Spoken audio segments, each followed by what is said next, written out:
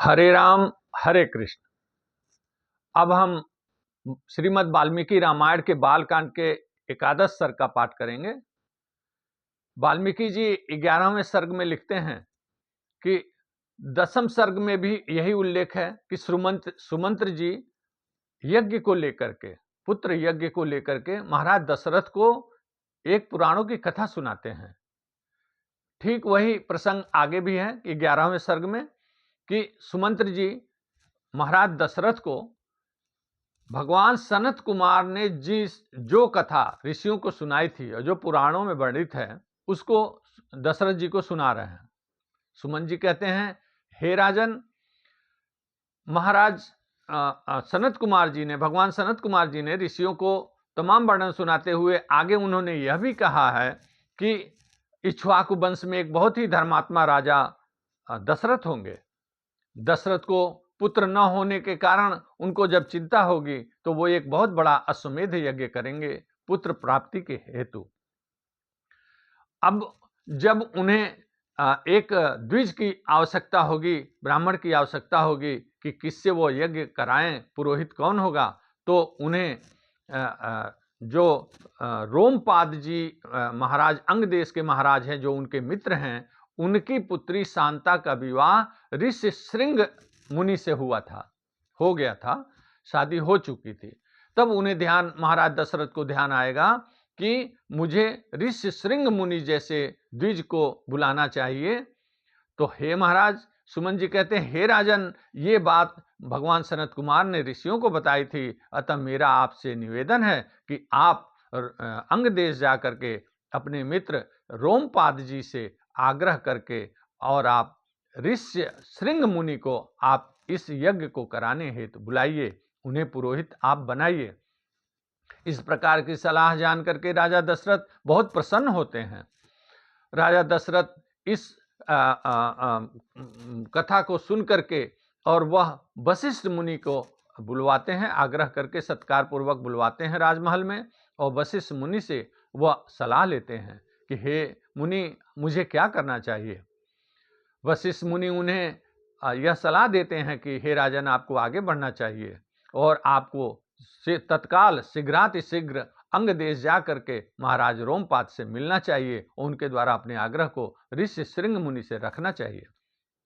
महाराज दशरथ वशिष्ठ मुनि और अपने सभी मंत्रिमंडल के साथियों को लेकर के और अपने तीनों रानियों को लेकर के वह अंग देश को चल पड़ते हैं।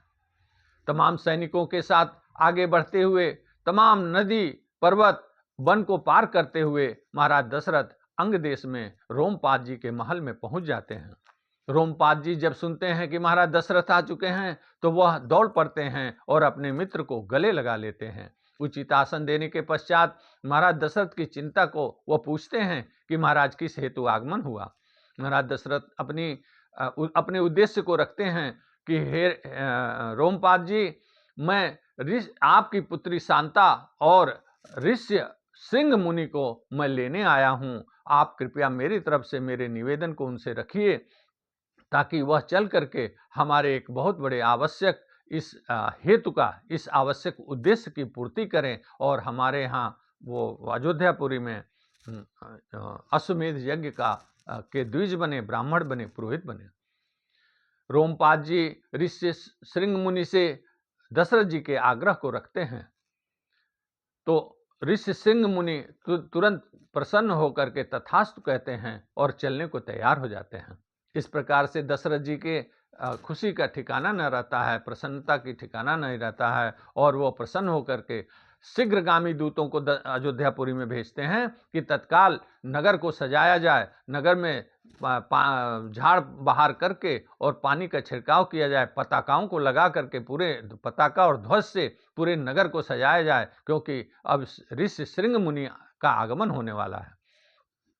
जब महाराज दशरथ अपने रथ पर ऋषि श्रृंग मुनि को लेकर के अयोध्यापुरी में प्रवेश करते हैं तो ठीक उसी प्रकार से लगता है जिस प्रकार से भगवान इंद्र ने भगवान वामन को लेकर के और अपने स्वर्ग की राजधानी में वह ले गए थे, और ठीक उसी प्रकार से शोभायमान हो रहे थे ऋषि श्रृंग मुनि। दशरथ जी के रथ पर दशरथ जी के साथ, और सारी अयोध्यापुरी की जनता उनको जय जयकार कर रही थी और अयोध्यापुरी की जनता उनका स्वागत कर रही थी। तत्पश्चात महल में ऋषि श्रृंग मुनि राजमहल में पहुंचते हैं अयोध्यापुरी के, और शांता अंतःपुरी में जाती हैं, जहां रानियों ने उनको गले लगा लिया और उनके सुखपूर्वक कुछ दिन रहने का इंतजाम किया, वहां सुखपूर्वक रहने की व्यवस्था की। आज इस कड़ी में इतना ही। अगली कड़ी में 12वीं कड़ी में हम पुनः श्रीमद् वाल्मीकि रामायण की अगली कड़ी का पुनः वर्णन करेंगे। हरे राम हरे कृष्ण।